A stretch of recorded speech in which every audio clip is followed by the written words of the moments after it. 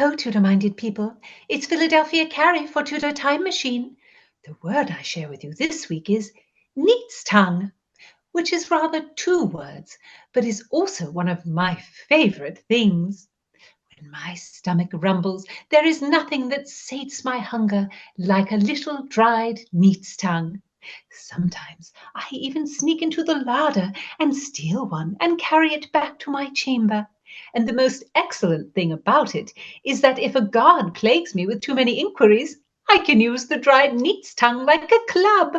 Boof, boof! A delicious snack and a weapon all in one.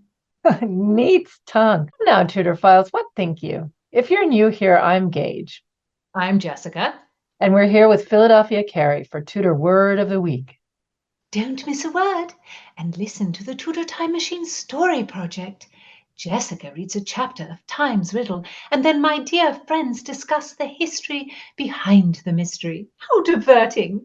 So subscribe on YouTube and give me a like. Thank you so much for listening. Tudor Files are just an amazing bunch. Every one of you has the wit of Rosalind and the heart of Cordelia. Philadelphia, can you give us the spelling of neat's tongue, our word of the week? It is spelled Neats. Tongue, neat's tongue. Neat's tongue is simply a cow's tongue. Neat in this context is actually just another word for cattle or cow. This is the word neat as a noun, and this way of using it is actually from Middle English. Neat was also an adjective at the time, and in the 1540s it had a meaning similar to its current meaning, that it meant free from dirt. But now I think the word neat tends more to mean tidy. I agree, or that you can order a drink neat.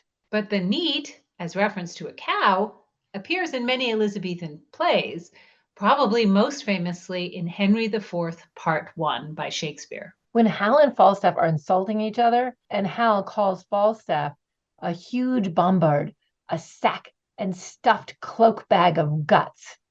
But then Falstaff responds, Oh, indeed.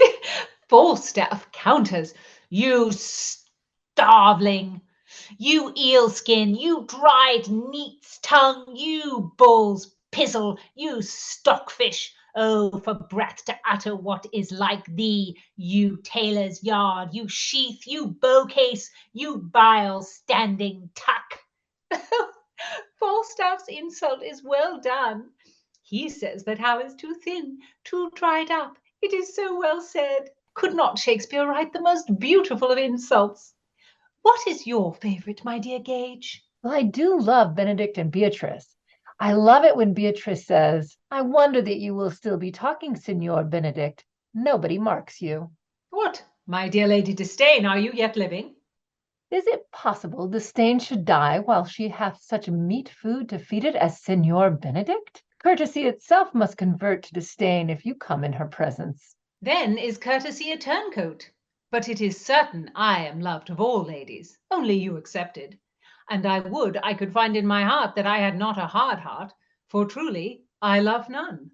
A dear happiness to women. They would else have been troubled with a pernicious suitor. I thank God in my cold blood I am of your humor for that.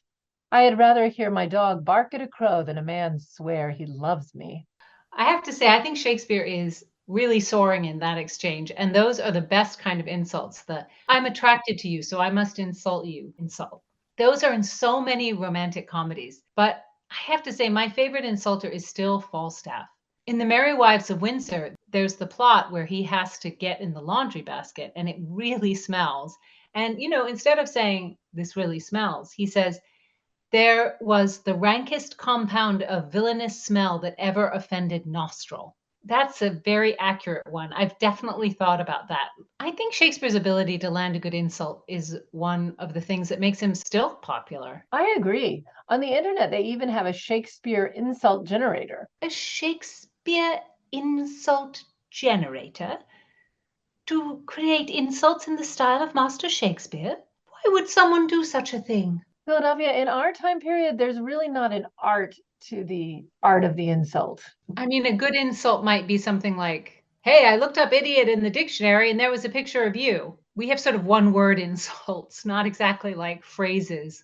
And the Shakespeare insult generator creates insults that sound Shakespearean. I've done it, and it came up with, you lumpish, onion-eyed scut. It's cute. Shakespeare's insults are not cute. They are words picked and arranged to cut a character at their core. For when Falstaff calls Hal a dried neat's tongue, it sears the young prince's soul. For Hal wants to be a man. He does not want to be a thin and scrawny boy, and he wishes to beat Falstaff in a battle of wits. But he cannot, and indeed he wishes to hurt Falstaff with his words, but he has not the skill to do it yet. Yet Falstaff has the skill to hurt him.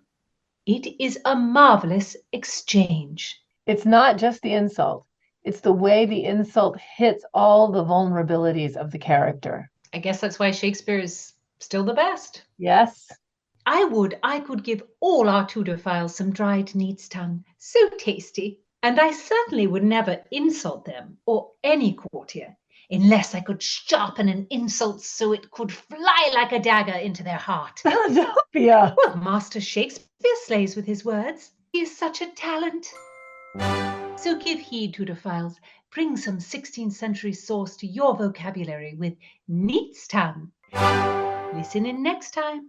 Don't miss a word. Subscribe on YouTube and give me a like, you scallywag.